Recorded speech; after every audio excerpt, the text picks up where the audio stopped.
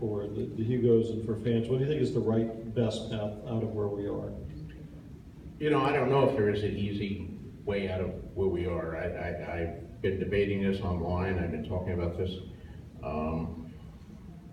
And I know there are many proposals to address the problem. I mean, emotionally, I just want to go back. I mean, I think the Hugos worked fine for more than half a century.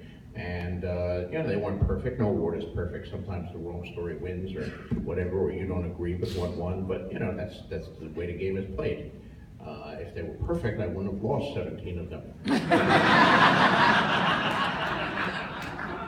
Nonetheless, they were pretty good. But, you know, these groups have found a flaw in the system and exploited it. And I don't know that we can go back. I mean, as much as my heart wants that, my head says I don't see that that's a success. So we have to adopt some of these proposals. I'm not in love with any of the proposals, so I don't know. But what I will say, I know there's many people at my signings here who are attending their first convention, and I presume that some of you are in this room listening to this. You know, there are many types of science fiction and fantasy conventions in the world.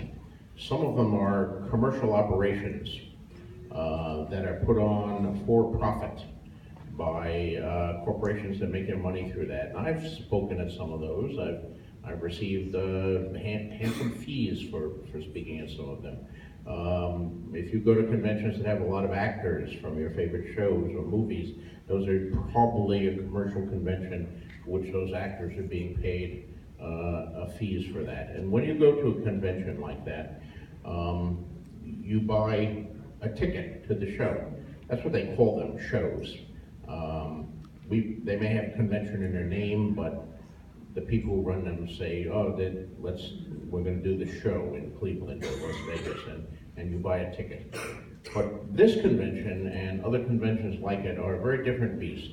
You don't buy a ticket to this convention, you buy a membership. And it's not a show, it is a convention, and it's put on by volunteers who don't receive a penny.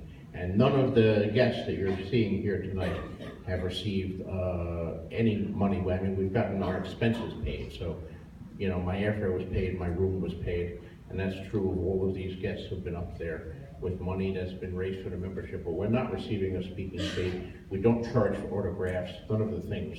This is fandom. This is the fandom that's existed since the 1930s, a continuing existence community.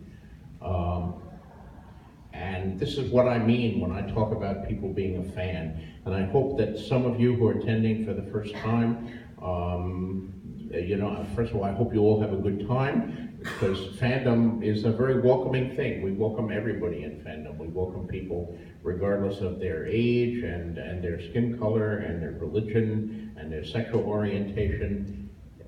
Fandom has always been very open, very welcoming, maybe not as diverse as it could be, but it's always wanted to be diverse. I mean, we're all about aliens and vampires, for Christ's sake. We can certainly tolerate differences in human beings here on the planet Earth. And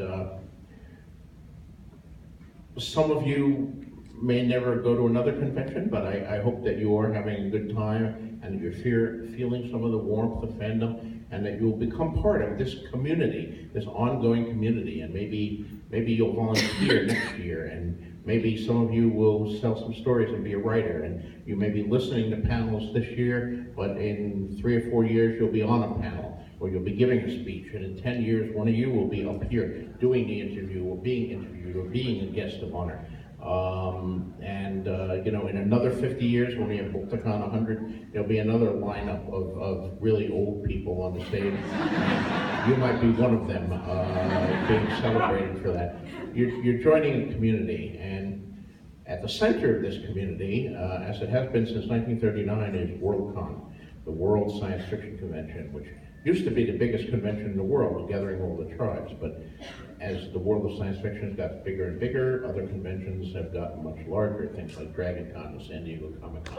Those have like 100,000, 150,000 people. WorldCon has 10,000 in a good year, 5,000 in a bad. But it's still the heart of the community. And the Hugo Awards are the heart of WorldCon, the highlight of WorldCon, when we celebrate the achievements of the past year. And that's what's been so disturbing about the past 2 years, because, you know, we've seen a concerted attack on the Hugos from people who, in some cases, write science fiction and obviously read science fiction and fantasy.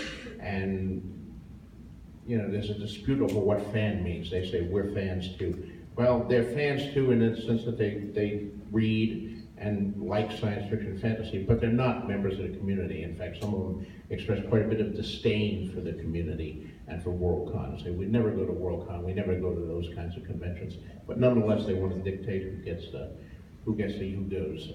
So in terms of the Hugos, all I can say is I hope some of you join WorldCon, attend WorldCon. It's a great convention, usually. It moves around to a different city every year, not only around the United States, but around the world. So people from many different countries can have an opportunity to take part. But even if you can't come, you know, register as a supporting member, vote for the Hugos. It's a fan award. It's meant to represent the thoughts of this community. And whether you do that or not, you know, join the community.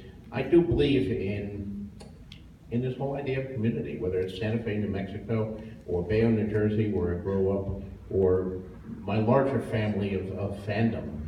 And fandom is my family. I've been going to these things since 1971. I come to these conventions to see old friends, like many of the people who are on the stage here the other night, who I've known for decades, and it's like a family reunion whenever I go to the convention. And then I meet new people who are, young fans and young writers coming up, and young artists, and some of them become my friends too. And it's like any family, there's always, crazy Uncle Fred and boring Cousin Pete, and you have a few odd guys in your family, but for the most part, I love this fanish family, and I hope some of you will too. So if you are at this first convention, I'm glad you came, and welcome to the family.